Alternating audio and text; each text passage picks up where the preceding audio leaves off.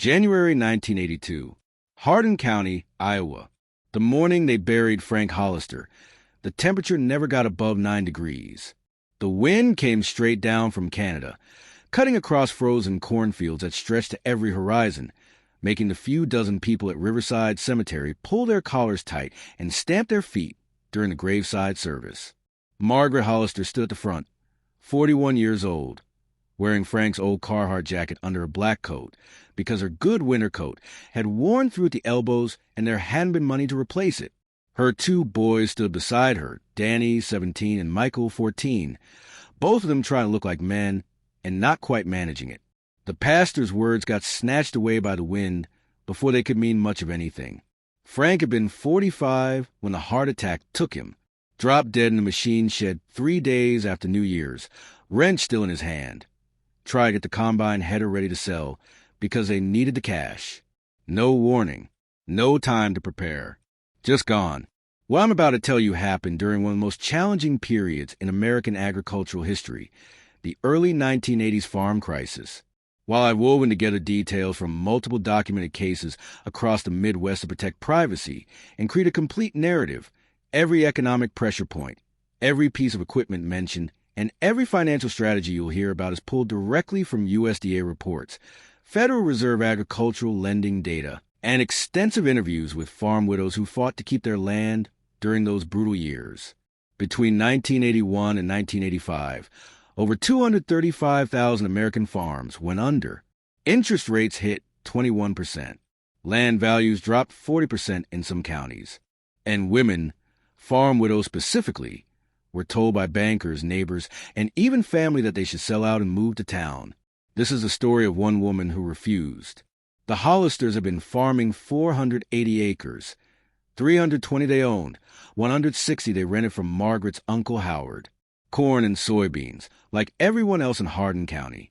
It had been Frank's family farm, handed down from his father, but Frank and Margaret had built up together, acre by acre, working dawn to midnight for 20 years. Now Frank was gone, and Margaret was left with 2 teenage boys, equipment that was mostly held together with baling wire and prayer, and a debt load that made her stomach turn over every time she thought about it. Before the service was even finished, she could feel the calculations happening around her, the sidelong glances, the whispered conversations. Within a week, the phone call started. Now, before we go further, you need to understand what was happening to American agriculture in 1982. This wasn't just bad luck for one family. According to USDA census data, farm debt nationwide had hit $215 billion, triple what it had been in 1975. The Federal Reserve, trying to fight inflation, had pushed interest rates to historic highs. Prime rate hit 21.5% in 1981. If you had variable rate farm loans, and most farmers did, your payments could double or triple practically overnight. Land that had been worth $2,000 an acre in 1980 was suddenly worth $1,200 or less. Farmers who borrowed against their land equity found themselves underwater. The phrase mortgage meltdown hadn't been invented yet, but that's exactly what was happening across rural America. And farm widows? Bankers looked at them and saw a liability, not a farmer. The first call came from Vernon Schaefer, whose family farmed 1,800 acres on the north side of the county. Margaret was still sorting through Frank's desk, trying to make sense of their records, when the phone rang. "Margaret, it's Vern Schaefer. I'm real sorry about Frank. He was a good man." "Thank you, Vernon. Listen, I know this is a difficult time, but I wanted to reach out before you get overwhelmed with everything. I'd be interested in buying your place. Give you a fair price. Take this burden off your shoulders. You and the boys can move to town. Start fresh. No shame in it." Margaret had gripped the phone cord tight. "I appreciate the thought, Vernon, but I'm not looking to sell."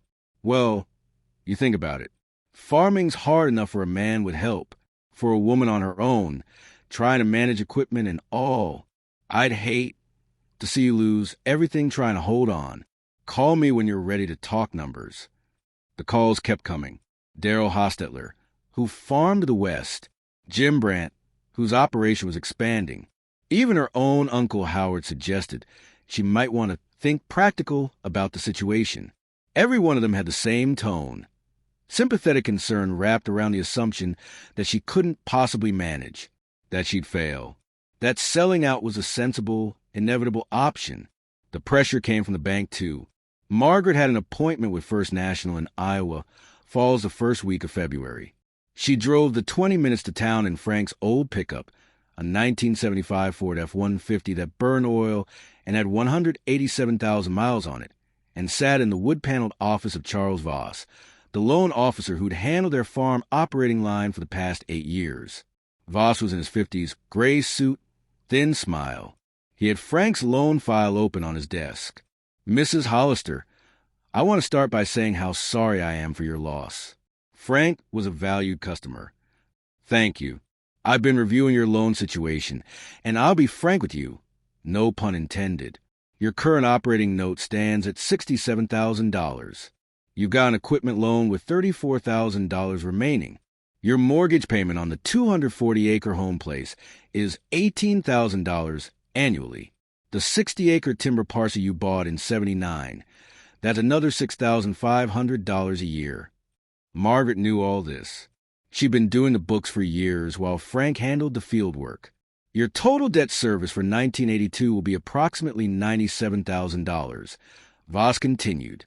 "Now, with corn at $2.20 a bushel and beans at $5.40. Even with a good year, you're looking at gross income around $140,000 if you hit 130 bushels per acre on corn and 35 on beans. After inputs, fuel, repairs, everything else, your net is going to be tight. Very tight. We managed tight before. With respect, Mrs. Hollister, that was when Frank was here to do the work. I have to ask, do you have experience operating the equipment, managing the crop decisions, hiring help?" "I've worked this farm for 20 years, Mr. Voss. In the house, yes, that's admirable. But running the equipment, making the agronomic choices, dealing with the grain elevator and the co-op, that's different." Margaret met his eyes. "Are you saying you won't renew my operating line?" Voss folded his hands. "I'm saying the bank needs assurance that this operation can continue to service its debt. If you were to hire a full-time man to do the field work, that's another $15,000 to $18,000 in wages, and your margins can't support that if you plan to do it yourself." He trailed off, the implication clear. "Have you considered selling? I have several clients who might be interested in making offers. We could structure something that pays off your debts and leaves you with enough to start over." "I'm not interested in starting over. I'm interested in keeping my farm." Voss sighed. "I admire your determination, Mrs. Hollister. I do, but I have a fiduciary responsibility to this bank. I'll extend your operating line for this crop year, but I need to see results. If you fall behind on payments, or if the crop doesn't come in, we'll have to revisit this conversation." It was the best she was going to get, and they both knew it. She drove home in the February cold, knuckles white on the steering wheel, and made herself look at the situation clearly. The farm's machinery consisted of a 1976 International Harvester 1086 tractor, 108 horsepower, bought used in '78 for $22,000, still owed $8,000 on it. A 1972 John Deere 4020 that Frank had inherited from his father, reliable workhorse, 91 horsepower, but getting old. A 6-row John Deere planter from the early '70s, a field cultivator and disc that were even older, and a 1974 John Deere 6600 combine that needed $3,000 in repairs they couldn't afford. The house itself was a white 2-story farmhouse built in 1921, drafty in winter, hot in summer, but solid. The barn dated to the same era. The machine shed Frank had built himself in 1976. 70 head of beef cattle that barely broke even most years but provided some cash flow, and the land black Iowa dirt that could grow 150 bushels of corn per acre in a good year, land that Frank's grandfather had broken with horses. Margaret Hollister had grown up on a farm 12 miles east. She'd driven tractor during harvest since she was 12 years old. She'd helped her father with field work, with cattle, with machinery repairs. When she'd married Frank, she kept doing it. not the heavy equipment operation, because that was considered man's work and Frank had never asked, but she'd haul grain, run parts of town, kept the books, made crop marketing decisions with Frank at the kitchen table every evening. She knew farming. She'd just never done it alone. That night, after the boys were asleep, she sat at that same kitchen table with all of Frank's records spread out and made her plan. First, the crop had to go in perfectly. No delays, no mistakes. That meant getting the equipment ready now, in February, before the spring rush. Second, she had to cut every possible cost without sacrificing yield. That meant buying inputs sharp. Fertilizer, seed, chemicals, watching for deals, negotiating harder than Frank ever had. Third, she needed help, but she couldn't afford to hire it.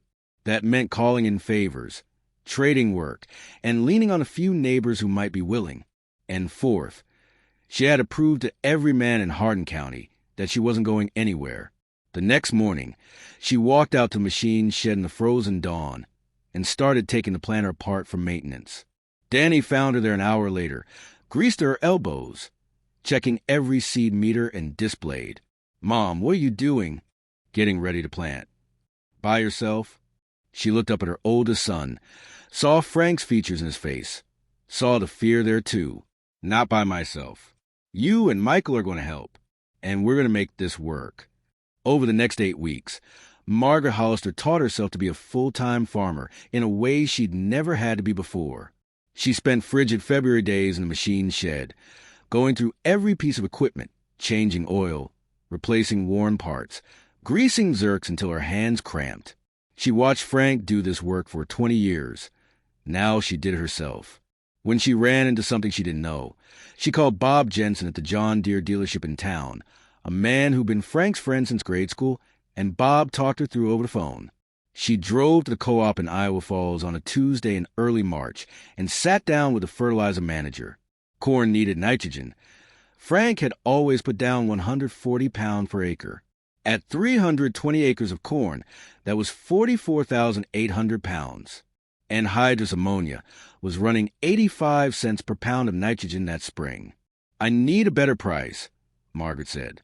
The manager, a younger guy named Steve Kohler, looked uncomfortable. "Mrs. Hollister, that's already our co-op member price." "I know what you charged Vernon Schaefer last week. 78 cents. Steve shifted. "Vernon bought for 1,800 acres. Volume, discount. I'll pay cash. No credit. Check today. 78 cents. Steve looked at her for a long moment, finally nodded. 78 cents. She did the same thing with seed corn, with herbicide, with diesel fuel. Everywhere she could save $50, $100. She saved it. She'd never negotiated this hard before.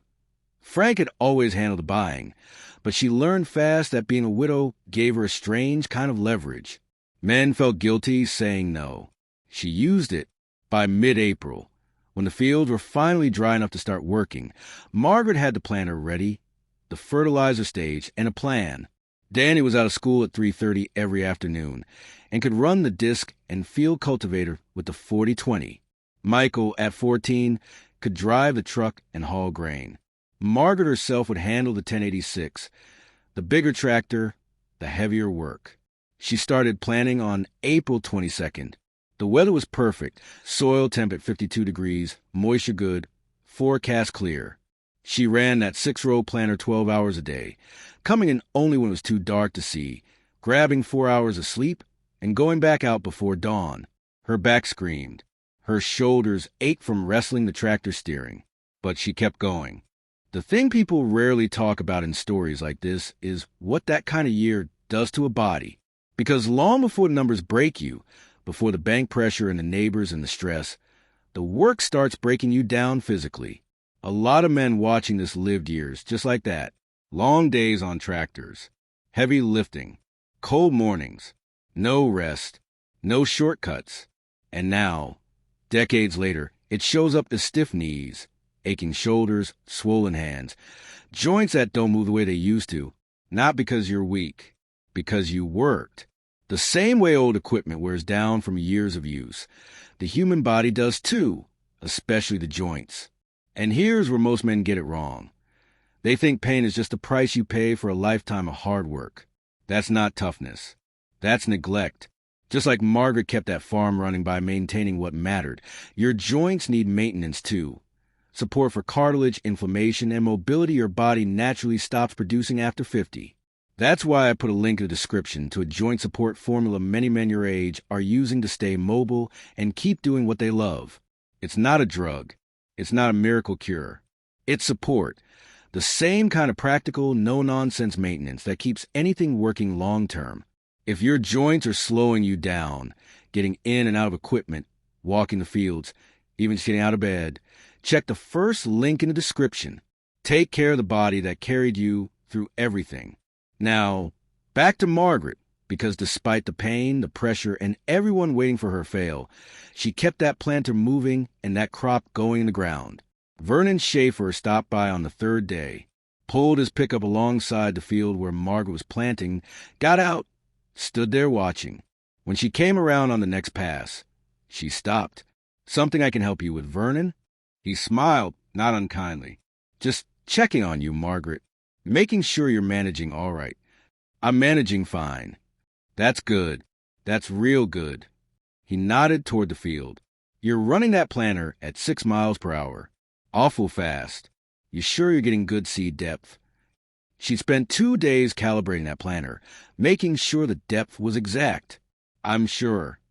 "Well, you know best, I suppose. You need anything, you call." He drove away, and Margaret sat there on the idling tractor, hands shaking with anger. He hadn't come to check on her. He'd come to watch her fail. She finished planting all 320 acres of corn in 9 days. Soybeans went in the following week, 160 acres, faster because beans were easier. By May 10th, everything was in the ground. She'd done it alone, with her boys helping when they could, and she'd done it on time. The whispers in town shifted. At the grain elevator, at the co-op, at the cafe where farmers gathered for coffee. People started talking. Margaret Hollister got her crop in, did it herself. Maybe she'd make it after all. But getting the crop in was only the first test. Now let me tell you about what farming actually cost in 1982, because these numbers mattered in ways that could break you. Diesel fuel was running about $1.05 per gallon. Doesn't sound like much until you realize a tractor like that IH-10 86 burned 6 gallons per hour. 10 hours of planting? $63 in fuel. Do that for 9 days straight. You're looking at $567 just in diesel for planting corn. And that's before you even count the fertilizer application, the spraying, the cultivating. An 8-ounce bottle of Lasso herbicide, which you needed to keep weeds out of your corn, cost about $140 and covered maybe 30 acres. For 320 acres, you were spending nearly $1,500 just on that one chemical. Add in your atrazine, your 2, for D for broadleaf control, and you were at $2,000 in herbicide alone. This is why farmers watched every penny. This is why a widow trying to do it alone had everyone predicting failure. Through late May and June, Margaret ran the cultivator through the corn mechanical weed control between the rows, an old-school technique that saved on herbicide costs. It meant long days on the tractor, but she'd learned to pack a lunch, keep a thermos of coffee, and just keep going. The soybeans got cultivated too. Danny helped when school let out, and gradually, grudgingly, her boys became real help instead of just children. In early July, she walked the fields at dawn every morning, checking the corn. You could tell a lot about your crop by looking, whether the nitrogen was right, whether the population was good, whether disease or insects were moving in. Frank had taught her this, back when she'd walked fields with him during their first years of marriage. The corn looked good. Strong stalks, dark green leaves, filling out properly. But in late July, the rain stopped. By August, Hardin County was in drought. Not the worst drought. 1983 would be worse, and 1988 would be catastrophic. But bad enough. Temperatures pushed into the 90s day after day. The corn tasseled and tried to pollinate in heat that stunted kernel development. No irrigation on this farm. It was all dryland, depending on rainfall. Margaret watched the NOAA weather reports every evening and watched the forecast stay dry. There was nothing she could do but wait and hope. At the cafe in town one Saturday morning in mid-August, she ran into Darrell Hostetler. He was sitting with Vernon Schaefer and Jim Brandt, and when Margaret walked in to pick up a carry-out order, the conversation stopped. "Margaret," Vernon said, nodding, "how's your corn looking?" "It's been better. How's yours?" "Oh, we'll be all right. We've got enough moisture reserve in our ground. That bottom land, you know." He paused. "I imagine your lighter soils are suffering pretty good." Margaret's ground was indeed lighter, sandier loam on the higher fields, though the bottoms were good. Vernon was right, and he knew it, and he wanted her to know he knew it. "We'll make a crop," Margaret said. Darrell leaned back in his chair. "You know, Margaret, it's not too late to reconsider selling. Even if this year doesn't pan out, you could still get a decent price. No sense throwing good money after bad." She looked at all three of them, men who'd been her neighbors for 20 years, men who'd come to Frank's funeral and shaken her hand and offered condolences. And now they sat there, waiting for her to fail, ready to divide up her land. "I appreciate your concern," Margaret said quietly, "but I'm not selling. Not this year. Not next year. Not ever. You boys have a good morning." She walked out with her carry-out order, and she didn't let them see her hand shake until she was back in the truck. The drought broke in late August with 3 inches of rain over 2 days. Too late to save the corn completely, but enough to help the beans finish. By early September, when the corn started to dry down, Margaret could see that her yield was going to be lower than hoped. Maybe 110 bushels per acre instead of the 130 she'd budgeted for. That was a difference of 6,400 bushels, which at $2.20 per bushel meant over $14,000 less gross income. She sat at the kitchen table and reworked the numbers. With soybeans looking decent, maybe 30 bushels per acre, she could still make her debt payments, but barely. It required perfect execution on harvest, no equipment breakdowns, and decent commodity prices through the fall. Harvest started October 1st. The combine, that 1974 John Deere 6600, fired up on the third try and began chewing through corn. It was a 4-row head, which meant Margaret could do about 8 acres per hour in good conditions. Slow compared to the newer 6-row machines, some guys were running but steady. 3 days into harvest, the cylinder rasp bars wore through and needed replacing. That was a full day down and $800 in parts that she'd been hoping to avoid. Bob Jensen at the dealership let her have the parts on credit, payment due after harvest. Small grace, but it mattered. She combined corn for 3 weeks straight, running dawn to midnight when the grain moisture was right. Danny ran the grain cart with the 40/20. Hauling corn from the field to the dryer Margaret rented at the co-op. Every load hauled was another load they didn't have to pay someone else to haul. Every dollar saved was a dollar toward those debt payments. The final corn yield came in at 108 bushels per acre, lower than she'd hoped, but better than some guys hit. Total production, 34,560 bushels. At $2.20 per bushel, that was $76,032 gross. The soybeans came off in early November at 32 bushels per acre, better than expected. That was 5,120 bushels at $5.40 per bushel, another $27,648. Total crop revenue, $103,680. Minus the cost of production, fertilizer, chemicals, seed, fuel, repairs, dryer costs, everything. She was at about $58,000 net operating income. It had to cover the loan payments, the family living expenses, property taxes, insurance, utilities. It was enough. Barely, but enough. She made her December 31st debt payment to First National Bank in full. She walked into Charles Voss's office on the morning of December 30th and put the check on his desk. He looked at it, looked at her, and something shifted in his expression. "You made it," he said. "I made it." "That's impressive, Mrs. Hollister. I'll admit I had my doubts." "I know you did. So did a lot of people. Can I count on my operating line being renewed for 1983? Voss nodded slowly. Yes, I believe you can. But the real moment came 3 weeks later, in mid-January 1983, 1 year and 2 weeks after Frank's funeral. Vernon Schaefer called again. Margaret, it's Vern. I wanted to touch base with you. I heard you made your payments. Got through the year. That's good. Real good. Thank you. But I also heard you're sitting on about 60 bushels of corn still in storage at the co-op, waiting for a price bump. And I heard your combine needs more work. And that 1086 is burning oil pretty bad now. He was right on all counts. Margaret had kept back some grain, gambling on a price increase. The tractor was using a quart of oil every 8 hours. The combine needed another $1,200 in repairs before next fall. So here's my thinking, Vernon continued.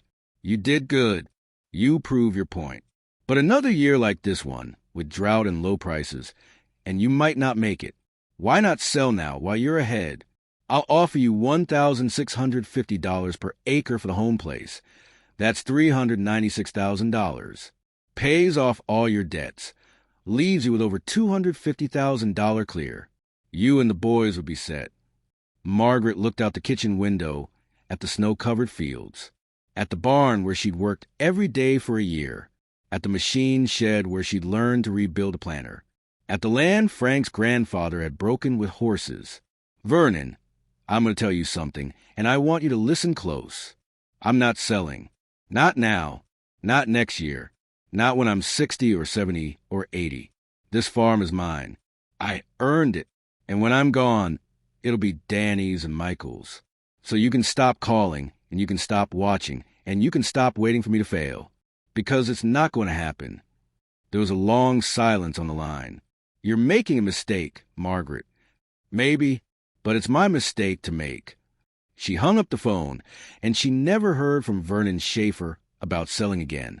Over the next 10 years, Margaret Hollister farmed those 480 acres through droughts, through floods, through the continued farm crisis that destroyed so many of her neighbors.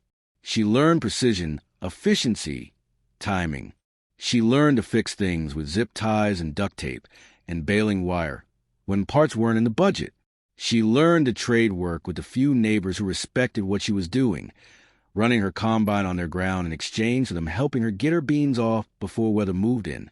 Danny graduated high school in 1983 and stayed on the farm, becoming a full partner in the operation. Michael went to Iowa State for agricultural engineering, but came back every harvest. In 1987, Margaret bought a used 6-row corn head for the combine, double her harvest capacity.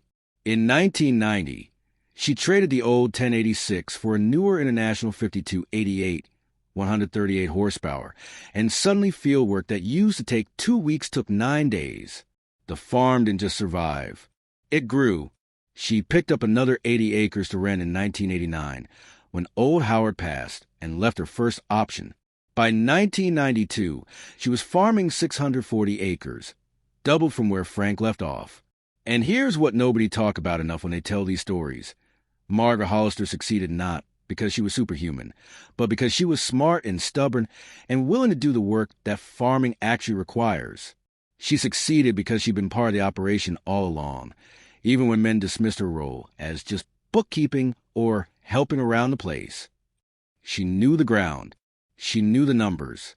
She knew farming. She just had to prove she could do it without Frank standing next to her.